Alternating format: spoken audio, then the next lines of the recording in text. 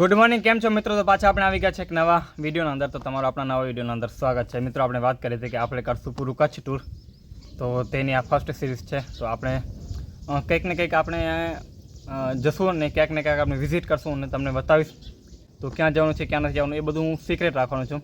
તમે આપણા વિડીયોના અંદર બન્યા રહેજો તો તમને બધી ખબર પડતી જશે કે આપણે આ સ્થળ પર ગયા છે, આ જગ્યા પર ગયા છે, આ વિલેજના અંદર ગયા છે. તો મિત્રો તમારો જો સારો સપોર્ટ રહેશે તો આપણે આ સિરીઝ કન્ટિન્યુ ચાલુ રાખશું. મિત્રો આપણે આવી ગયા છે બાઇકને ચા નાસ્તો કરાવવા માટે. નાનો એક ડુંગર છે, ડુંગરનો ઉપર મંદિર છે, તો આપણે એના ઉપર હાલી અને એના ઉપરથી હું તમને થોડો ઘણો નજારો બતાવું. આજુબાજુમાં કયા ગામ છે કયા ગામ નથી તે બધું તમને ડિટેલિંગમાં બતાવું. ભીડ છે તમે જોઈ શકો છો, થોડીક જૂની થઈ ગઈ છે. અદ્ભુત શું વાત છે મિત્રો, સુંદર તમે નજારો જુઓ. વાવ! તો તમે જોઈ શકો છો મિત્રો, આવો છે કંઈક ઉપર નજારો. મંદિર છે અહીંયા. તમે આ બાજુ જે ગામ જઈ રહ્યા છે તે સરલી છે, ઓકે. અને આપણે આની બાજુથી આવ્યા છે દહીસરા બાજુથી. મિત્રો કદાચ તમે ચોમાસામાં કચ્છમાં ફરવા માટે આવો તો કચ્છમાં ઘણી બધી એવી જગ્યા છે, તમને ઘણી બધી મજા આવે. તો આપણે કચ્છ પૂરેપૂરું ટૂર કરવાનું છે અને તમને ઘણું બધું હું બતાવીશ. તો તમે આપણા ચેનલ સાથે જોડ્યા રહેજો. જો મિત્રો જો નજારો તમે જુઓ. આ બાજુ છે રામપર, વેકરા, અને તમે જોઈ શકો છો આવો છે નજારો. મિત્રો અહીંયા આરતી ને હવન ને એવું બધું કરતા હશે, બટ અત્યારે બપોરનો સમય છે તો એના માટે અહીંયા અત્યારે કોઈ પણ નથી. સવારને સાંજે માણસો અહીંયા આવતા હશે. એનો નજારો બતાવું. ચાલો મિત્રો આપણે અહીંયાથી નીકળીએ. હજી તો આપણે ઘણું બધું ટૂર કરવાનું છે, ઘણા બધા વિલેજ જોવાના છે. તો અહીંયા પણ મંદિર છે.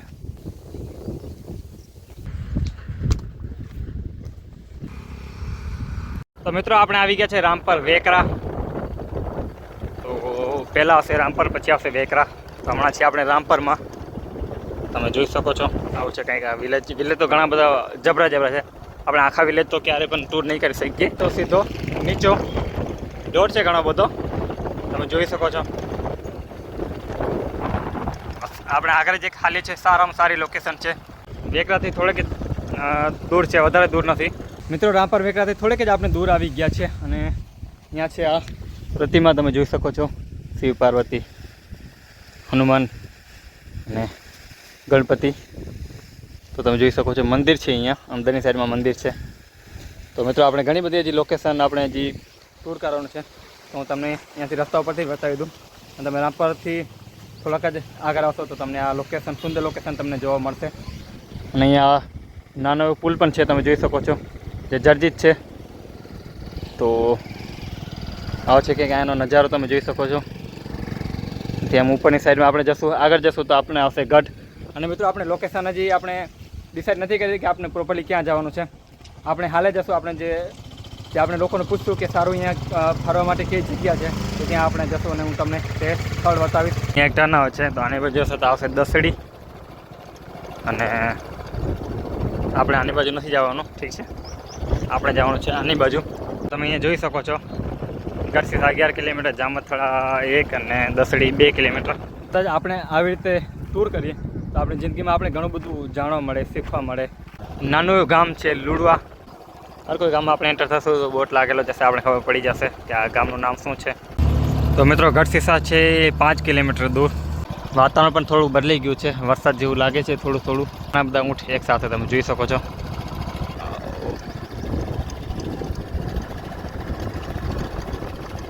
જો તમે સામે મિત્રો તમે જે જોઈ રહ્યા છો તે છે ગઢનો કિલ્લો. અત્યારે તો જર્જિત થઈ ગયો છે.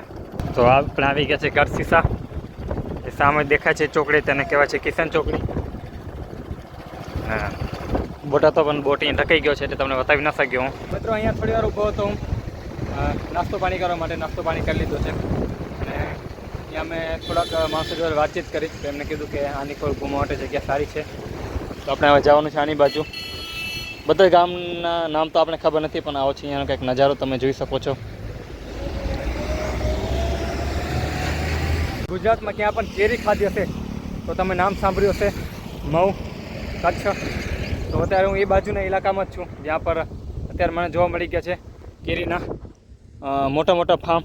તમે જોઈ શકો છો સ્ટાર્ટિંગમાંથી જ અહીંયા કેરીનું ફાર્મ જોવા મળી ગયા છે મને. અહીંયા પણ એક બગીચો મેં જોયો જબરદસ્ત મોટો કેસર કેરીનો.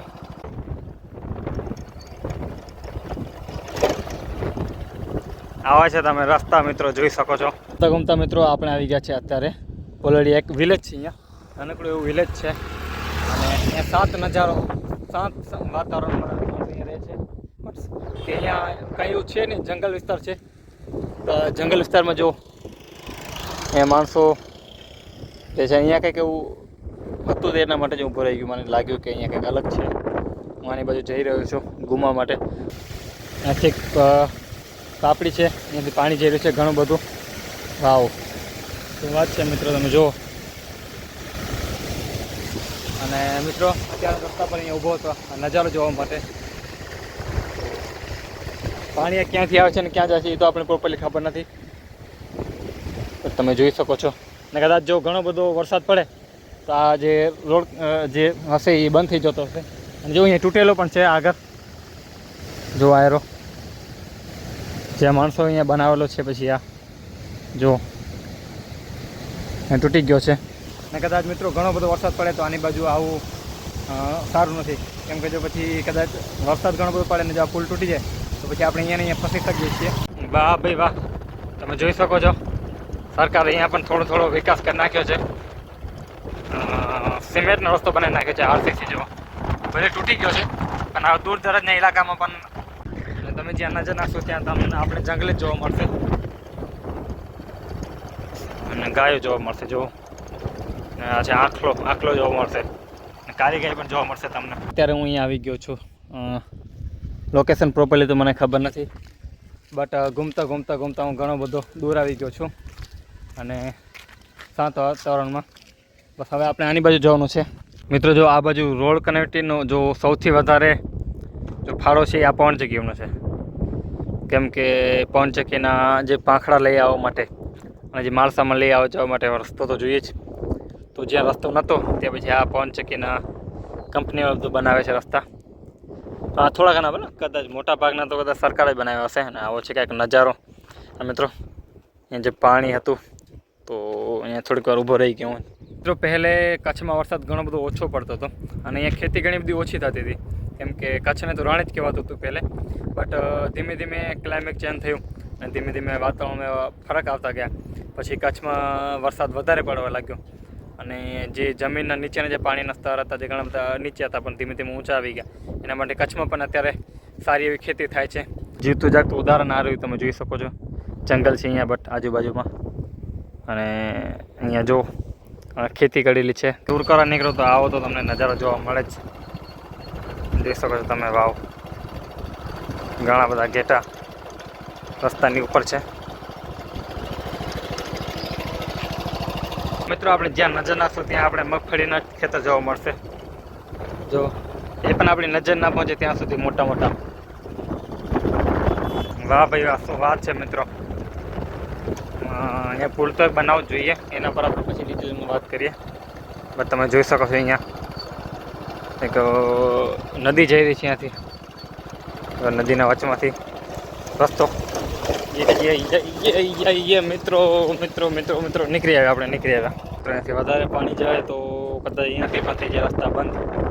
બટ હાલો આપણે તો શાંત, આપણે વાતાવરણ જે સાફ છે એ કંઈ ચિંતા જેવું નથી. ગુડ મોર્નિંગ મિત્રો. કાલે હું મોડોથી આવ્યો હતો, પછી મેં બ્લોગ શૂટ ના કર્યો, બટ સવારના આવી ગયો છું.